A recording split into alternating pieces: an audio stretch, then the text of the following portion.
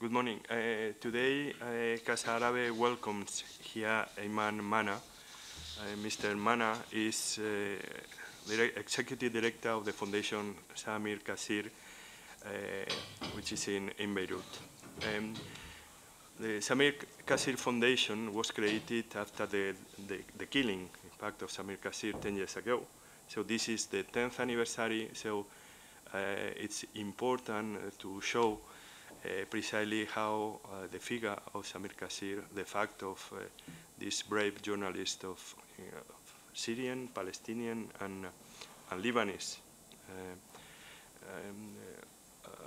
descent was important precisely in the diffusion of freedom and freedom of expression and freedom in general. So the center is building on the legacy of Samir Kassir and is working hard to promote precisely freedom of expression and freedom in general in connection with the countries of the region. It's supporting also the fight of journalists in Syria, Lebanon, Palestine, and other countries, and Jordan. And also, as I say, it's giving support and help to journalists all around the region. Ayman Mhanna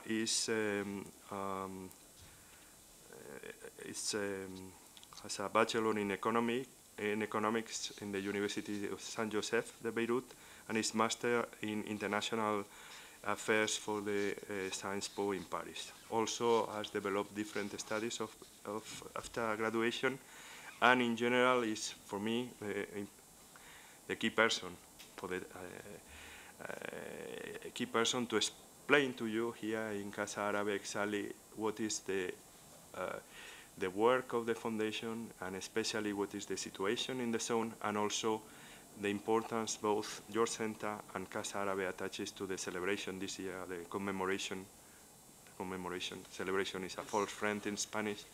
A commemoration of Samir Kassir demise. So, Ayman, it's your time. Yes. So, thank you very much. I'll start with one sentence in Spanish.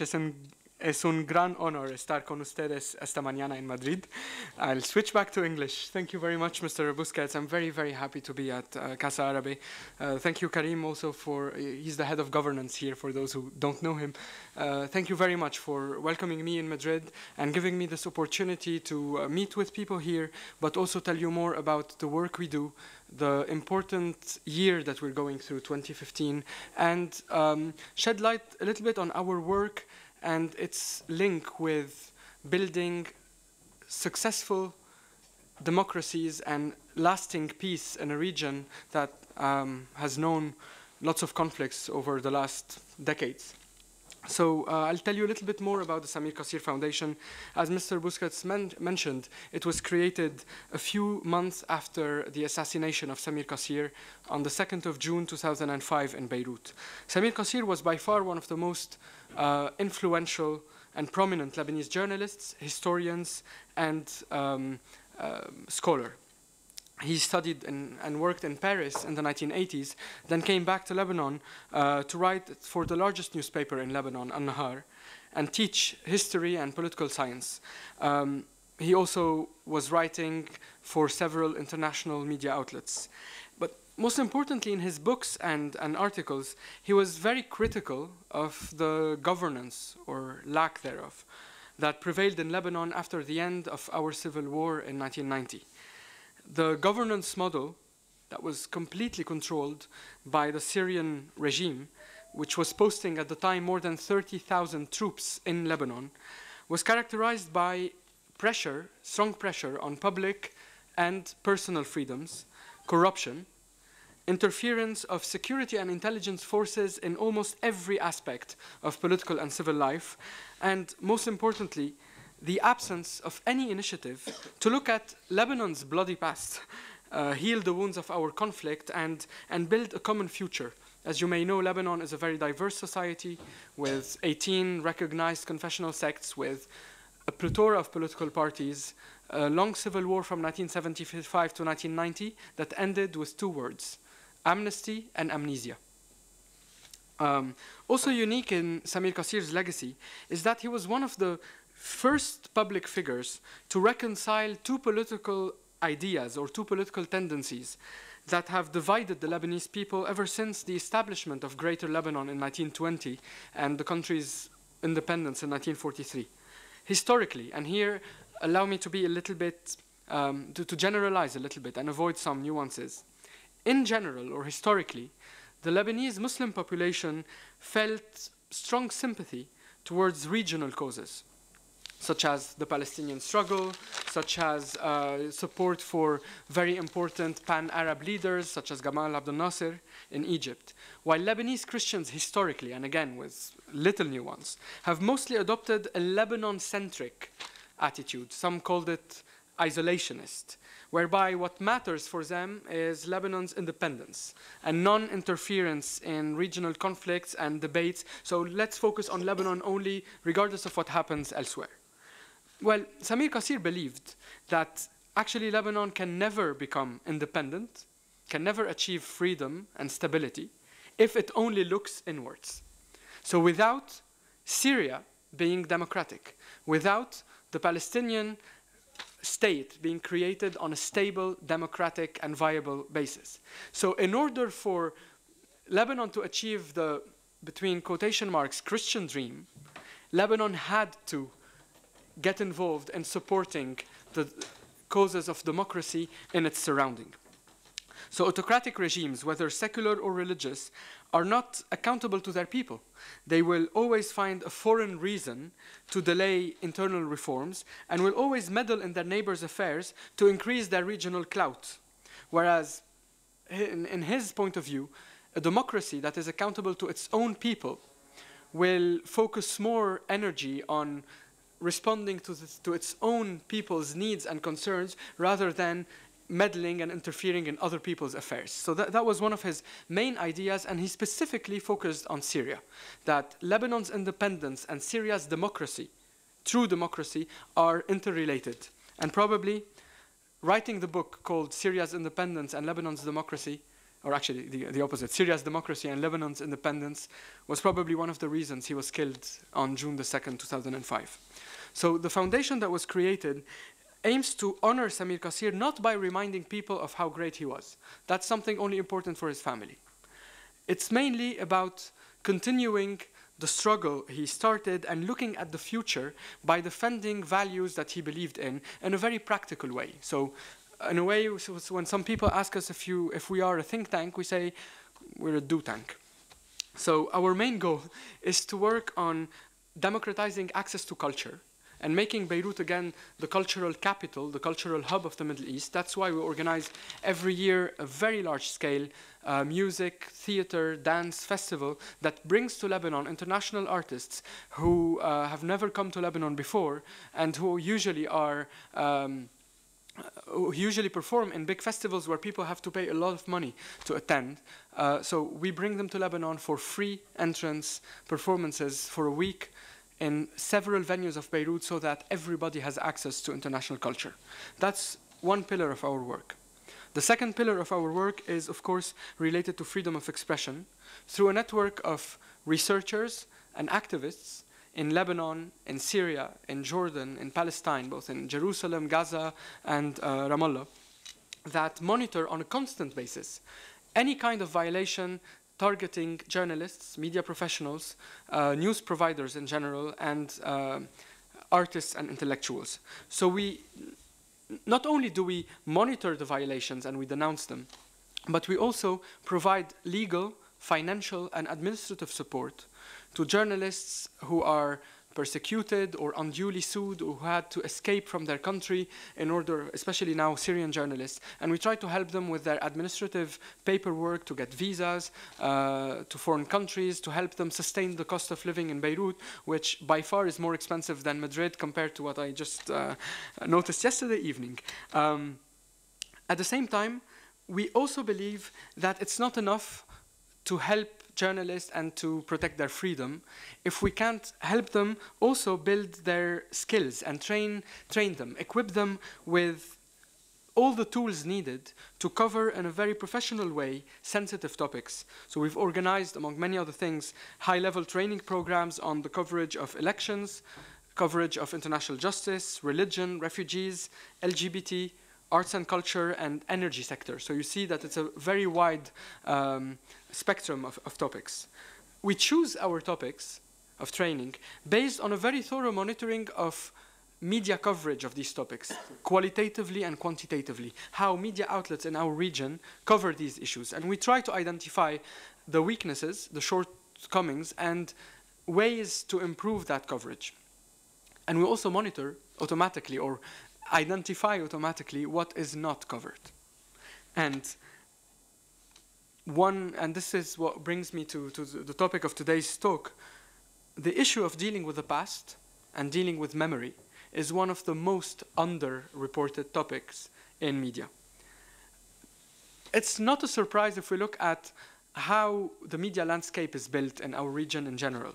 I'd say that there are 4 main models of media ownership, and it explains a lot why media don't cover many of the sensitive issues. The first model is state-owned media. We have it as a prevailing model in many Arab countries, Algeria, Egypt, Syria, but also large conglomerates such as Al Jazeera, owned by Qatar, MBC Group by Saudi Arabia. So the state-owned model is the first one.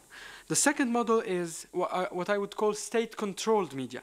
So even if officially or on paper we're talking about private entities, the role of government agencies, and in our region, most importantly, intelligence agencies, is dominant, from defining the editorial line of these media outlets to the recruitment of staff, from the appointment of top officials to the messages that are crafted and spread. For example, if we look at the 3 or 4 Jordanian newspapers, 2 years ago, one Jordanian newspaper had its editor-in-chief changed 5 times during the same year for always weird reasons. So there's always this rotation, and it very often is linked to interference from intelligence forces. Egypt and Syria post-2013 are also other examples where you also have private media entities, but that in fact completely controlled by intelligence forces. The third model is private ownership, but by political parties. And Lebanon is here the clearest example, with most media outlets directly owned, directly affiliated with one or more of the many political groups that are active on the scene in Lebanon. And most of these parties were also involved in the war themselves. And the last model, but not least, is the private-owned media outlets, but whose owners are very wealthy businessmen who have very strong political ties with the establishment or political agendas. Again, Egypt and Tunisia post-revolutions are clear examples of these private entities, but that mainly exist to serve the political agenda of their owner. So with such a landscape, it's not hard to understand why media do not engage in any form of coverage to question the past and hold anyone accountable. Truth is just an option that media owners choose sometimes if it serves their political agenda at the moment. So the over-politicization of media ownership is one of the most fundamental obstacles to media playing a proactive role in a reconciliation and peace-building process. However, it doesn't mean that media have not played sometimes a positive role in some instances or tackled the issue of memory. They did it when it served a purpose or when it did not undermine other priorities. So it is very hard for us to dissociate the work of media on the one hand from the work and positions of the political owners. So should we criticize the media for not doing its work, or in fact the media is nothing but a reflection of the political agendas and priorities of their owners? So they serve peace and reconciliation when there is a political decision to do so, and these same media outlets will fuel conflict, will spread hate speech when the political climate is tense and fragmented. So I'll try to move now to some concrete examples of how Arab media tried to look at the past and contribute to a better understanding of the past, and to see where these examples were successful and why sometimes they failed or often failed. I'll take a main example, which is a documentary that Al Jazeera produced back in 2001-2002 called The Lebanon War. It's a 15-part documentary. It required more than 2 years of filming, 115 hours of interviews with plenty of major figures, major players who were part of the Lebanese civil war from 1975 to 1990. It's definitely the most comprehensive piece of work done by a media outlet about the conflict. And all points of view were represented, from the communists to the phalangists, from seculars to religious, also all non-Lebanese actors in the Lebanese civil war, from Palestinians, Syrians, Israeli, and also religious radicals were also represented. So in a way, everyone got a chance to present a point of view. And now it's one of the top sales on Amazon or Virgin Megastore. If you want anything on the Lebanese civil war, I highly recommend it.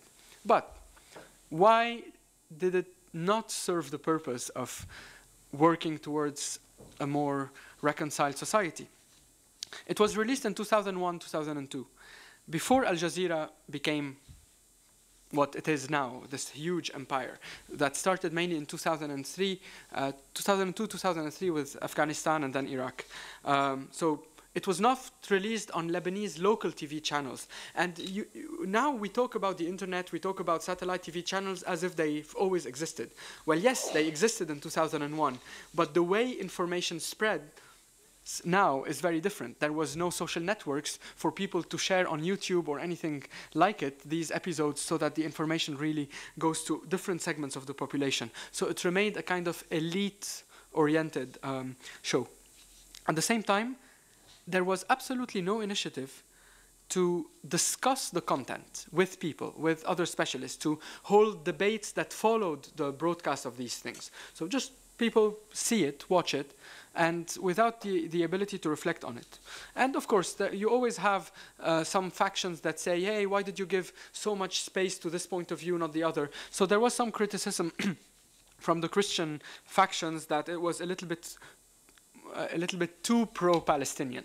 But this is part of the typical Lebanese debate because it's a hidden debate that happens just when people talk about something rather than, okay, you think it's pro-Palestinian, let's sit on a table and check why. This kind of post-broadcast debate never happened.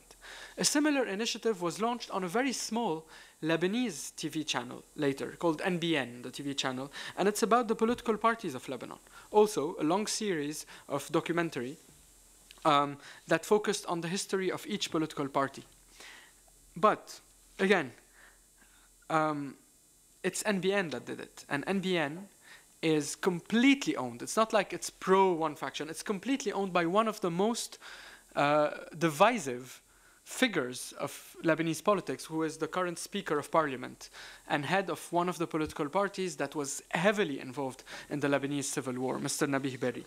So having this TV channel produce a documentary on other political parties, even when the documentary itself is good or balanced, automatically creates a problem for many people who do not like this party when it comes to believing or trusting the information that is produced. At the same time, back in 2001, 2002, two major Lebanese Christian political parties were excluded from the political scene. One party, the Lebanese Forces, was disbanded and had its leader in jail, and the other one, the Free Patriotic Movement, had its leader in exile. So both these political parties, extremely opposed to the Syrian control of Lebanon, although they had their episode, they could not interview the top officials of the party. They could not interview the people who are the current leaders of the party. They interviewed former members who moved out of the decision-making circles. So these are two examples related to TV. And there are endless other examples related to war in Iraq, to the situation in Yemen, and other conflicts. But in all these examples, the focus is on the memory and experience of major witnesses, of leaders. Al Arabiya, another media channel, has a show called Political Memory. Every week they interview a prominent Arab political figure about the role that unfortunately, usually he played in the past. That's why I'm not using a gender-neutral pronoun. And BBC Arabic has currently Al-Mashhad, hosted by my president, the president of the Samir Kassir Foundation, Giselle Khouri. But it's also about choosing one very important event that happened in the Arab world and asking the key witness about what happened. But again, in all these cases, we have talking heads, heads of political parties, prominent figures talking. There was not any example of a show that focused on people, on the suffering of regular citizens, on how regular citizens dealt with the situation. There were some beautiful documentary movies that were done more from a documentary filming perspective, but not as a mass media product. So you have the situation of never listening to real people. And the second issue is that if you want to be credible when you tackle memory, you have to be consistent. Having a show to talk about memory in a way that is open, let's put all ideas on the table, and then an hour later, in your political talk show about current events, or in your news bulletin, spreading hate speech and discrimination completely distorts the message. So the initial conclusions we can reach are that even when the media outlet do a good job in specific documentaries, their political affiliation and agenda will always interfere with the message. There is no consistency in spreading a pro-peace message beyond specific programs. It's not enough to give voice to leaders and public figures without listening to regular people. And if it is already very hard to do this for a conflict that ended, for example, 25 years ago, like the Lebanese Civil War, imagine how harder it is to focus on events that are more recent. So every time now we listen to Egyptian media, the same heroes of the Tahrir Square 2011 revolution who were on the media 24/7 are now excluded in jail, and they are attacked by the very media outlets that made them famous 3 years ago because of the change in political agenda. So this lack of distance, lack of professional distance, always dictated by political interest, is a top obstacle in everything. So this is why you'll feel that I'm repeating myself. Well, I am, but I'm trying to take different examples from different periods of time. Let's look at the future now. The role of media in ensuring smooth transition and promote reconciliation, I believe, is getting more difficult. Because there is something fundamental that has changed compared to how previous conflicts were covered. In the past, there was a massacre. There was, for example, a bombing taking place in a certain city. You have journalists going on the ground afterwards to take pictures of what happened. Now, with social networks, the flow of information is limitless. And you get the images, you get pictures that are very often very gruesome, without any context, very often, without any professional journalistic work that explains where these pictures came from, very often very little fact-checking and verification.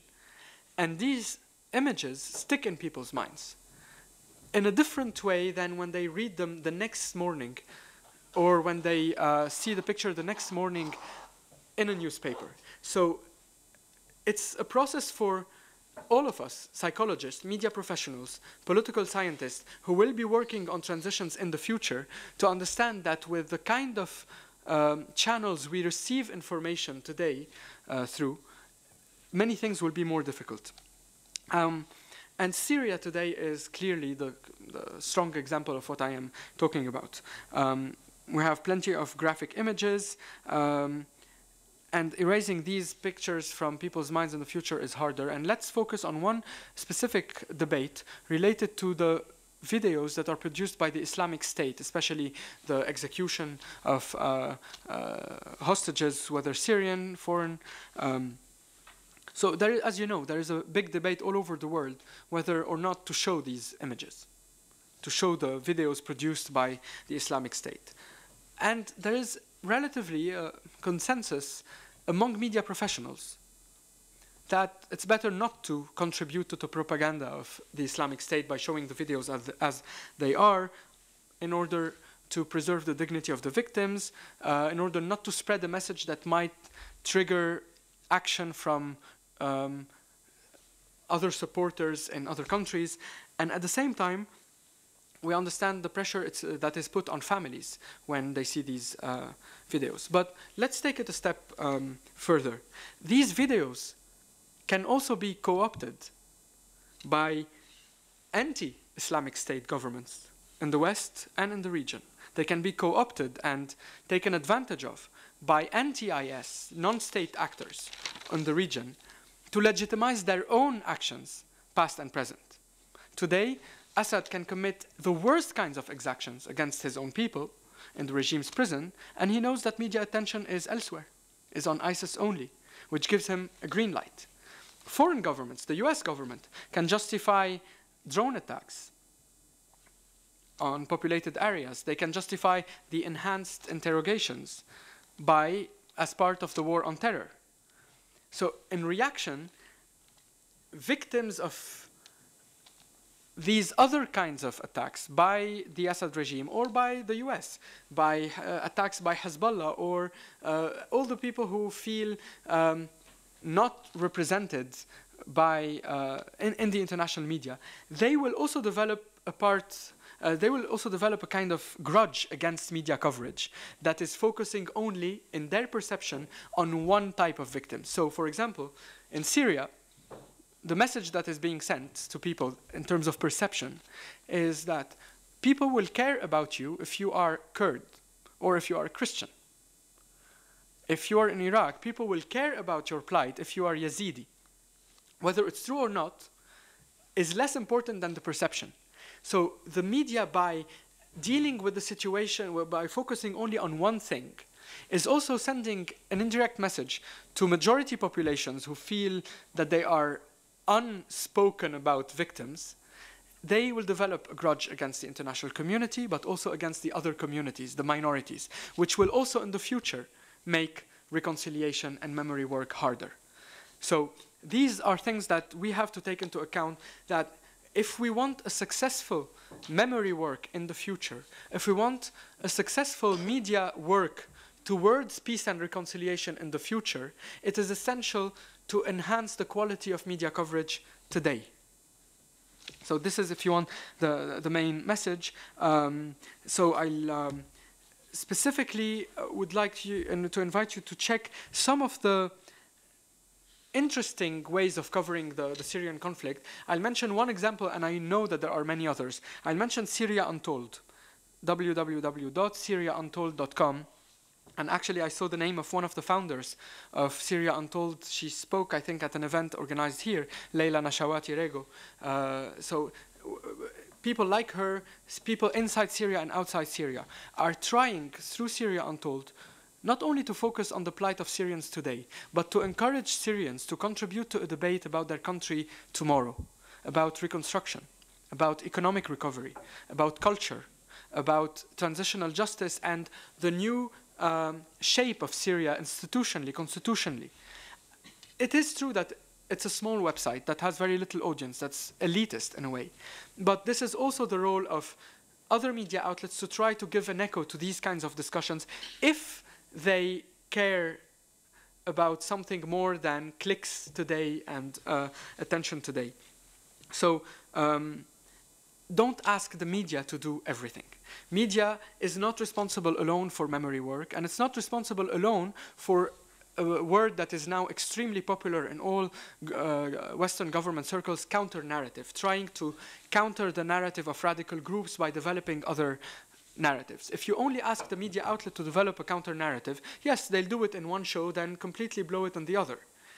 A counter-narrative is also a political decision, as is memory work.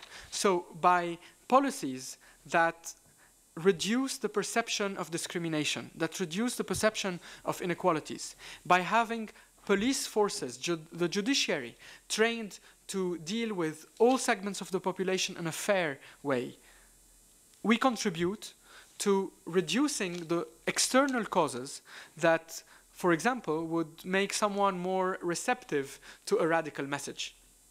if the person is not feeling discriminated against, yes, there is always a risk that this person would fall into radicalization, but at least we think that the risks are lower. Same thing about feeling that I'm a victim and that the other person sitting on the table or in the country is responsible for my situation. So at the same time, it contributes to better memory work and better reconciliation in the future.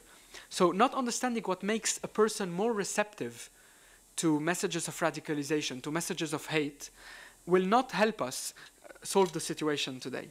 And we can, of course, ask NGOs, human rights defenders, to play a role in developing the programs, etc. But if we do not protect them physically and legally on the ground when they go to the dangerous places, we'd also be doing a very limited piece of work. So my call is for a comprehensive approach that is political. And there is a word that that UN likes to use a lot.